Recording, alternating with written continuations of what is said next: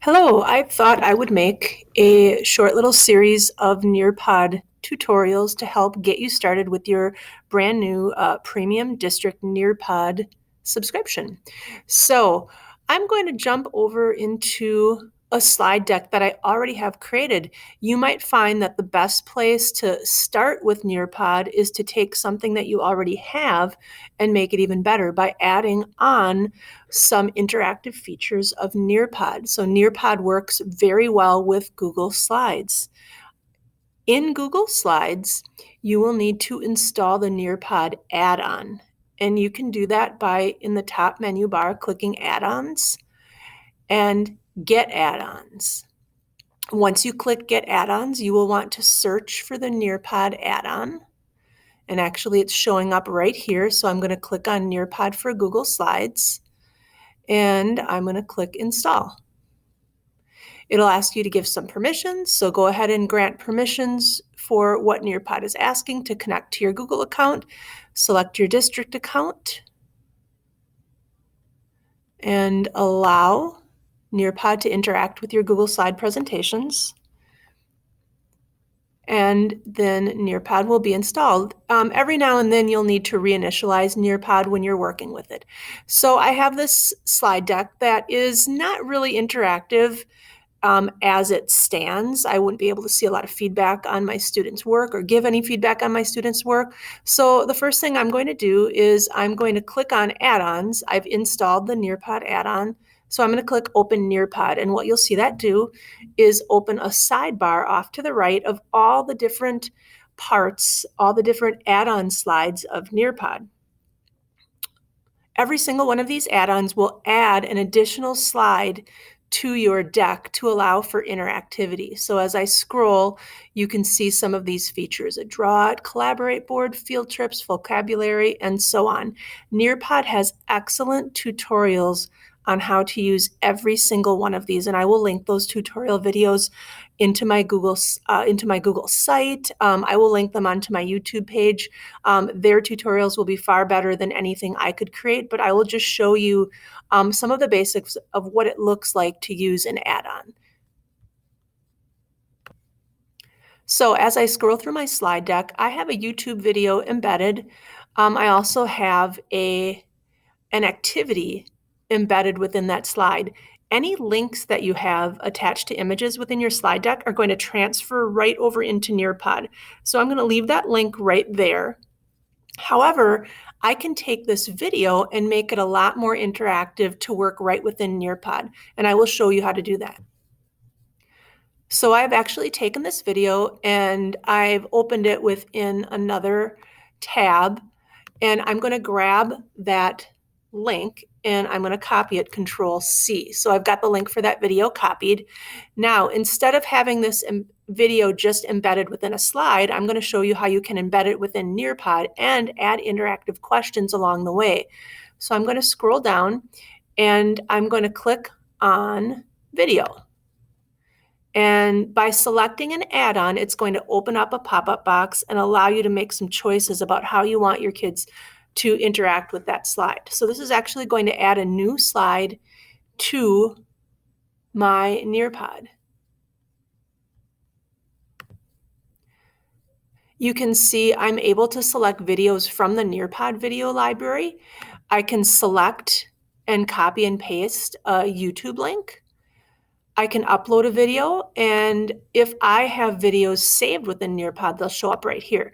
So I can search within YouTube, or I think I can just copy and paste that link and search for it, and it should be able to easily find that video. There it is.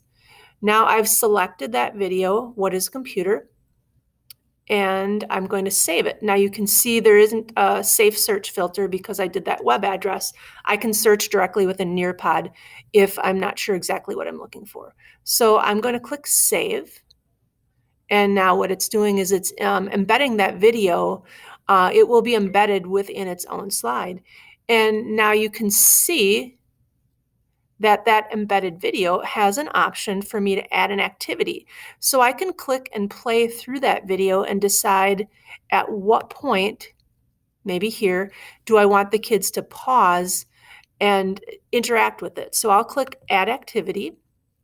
And I have the choice of adding an open-ended question or a multiple choice question. I'll click open-ended question. Now you can add an open-ended question all on your own. I can type in my question, tell about the different parts of the computer.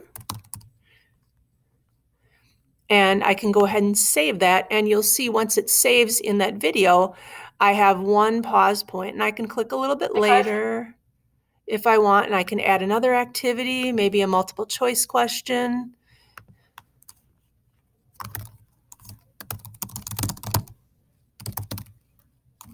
And I'll just add kind of a fake question.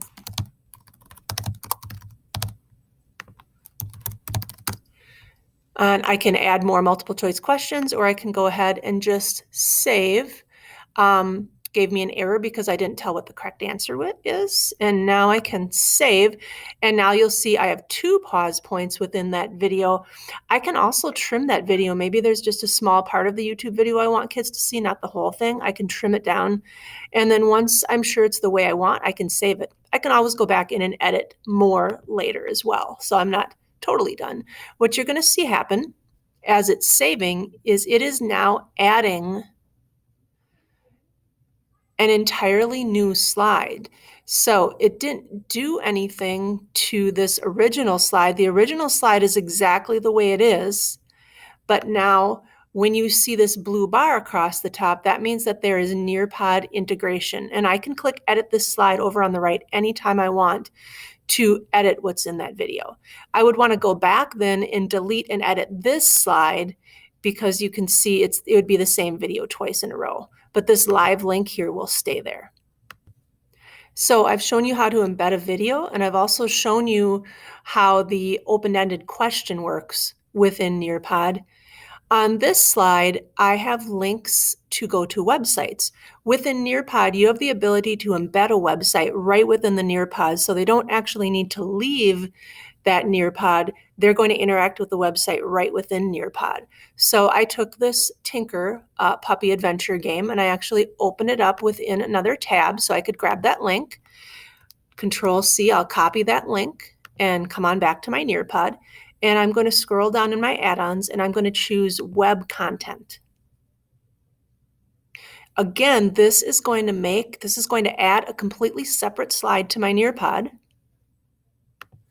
I'm going to paste, Control-V, paste that URL from the Puppy Adventure Hour of Code and click Save.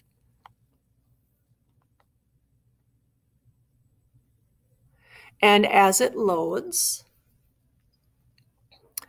you will see, again, it's going to insert that slide exactly where I was. I just have to scroll down a little bit to see it. So there's my web content slide that I just added. It's still loading a little bit. Here it comes. And when students access this, they'll be accessing it right through Nearpod, and it will stay right within the Nearpod interface rather than having them jump from tab to tab to tab. You can see that the original slide was not affected. I can go back and delete that original slide if I only want this to show up. So they don't need to click on anything. That slide's going to load for them directly to that website. So you're in control of where they're going on the web. Okay, the last thing I wanted to show you to keep this tutorial short, just focusing on using the add-on within slides, is the Flipgrid integration. Kids can interact with Flipgrid right within your Nearpod deck instead of having to access multiple things. So instead of having a slide like this, I'm going to click on the Flipgrid integration button right here. And again, you're going to see that pop up, add or edit your slide, and it's going to be asking me for 2 different things. It's going to be asking me for the link to the teacher interface and also the direct join link for the topic. So kids will be able to directly go to that Flipgrid. So I've brought up that Flipgrid. I kept this pop-up in case you didn't know that Flipgrid has added Google Classroom integration.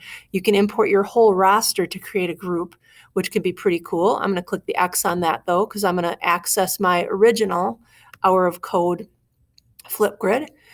I will click here and I'll click that I want to share that topic. So this is the copy link to share with students. So let's click copy and we'll go back to Nearpod and we're going to paste that join link right there.